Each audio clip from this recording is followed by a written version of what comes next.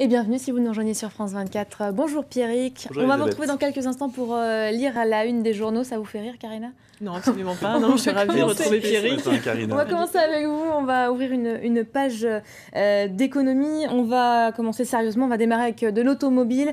Le Salon de Genève ouvre ses portes à la presse dans une ambiance morose. Et oui, car le marché européen est au plus bas. L'année 2012 a été une année noire avec seulement 12 millions de véhicules vendus, soit son plus mauvais résultat en près de 20 ans. Et cela va continuer puisque la dégringolade s'est poursuivie en ce début d'année. En février, les immatriculations en France ont décroché de plus de 12%, celles en Italie de plus de 17% et en Espagne de 9,8%.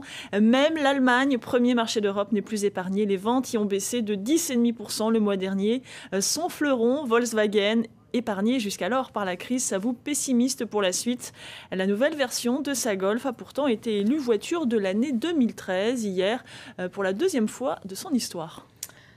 On va jeter à présent un œil au marché asiatique. Ça donne quoi ce matin? Ça donne des places asiatiques qui rebondissent légèrement après leur forte chute d'hier.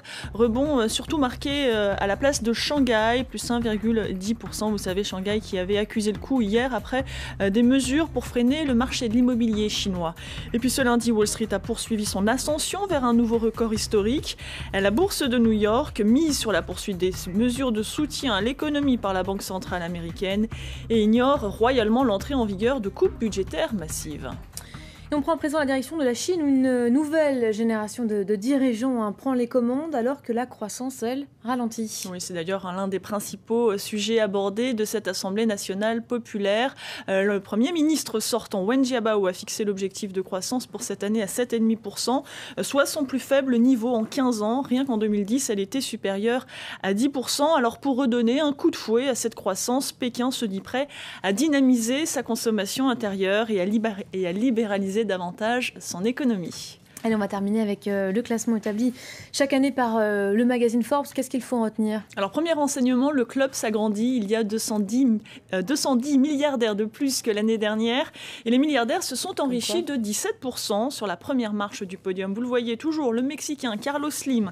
Derrière le géant des télécoms, on trouve l'éternel Bill Gates. Mais le troisième n'est plus l'Américain Warren Buffett. Il a été remplacé par l'Espagnol Amancio Ortega, le patron de Zara. Du côté des Français, la propriétaire de L'Oréal, Liliane Bettencourt, arrive au 9e rang, devant Bernard Arnault, qui perd 6 places. La fortune du patron de LVMH a fondu de 12 milliards en un an. Merci beaucoup, Karina. On vous retrouve aux alentours de 6h48 pour un nouveau JT de l'Écho. Pierrick Laurent, bonjour. Bonjour. On va commencer avec ce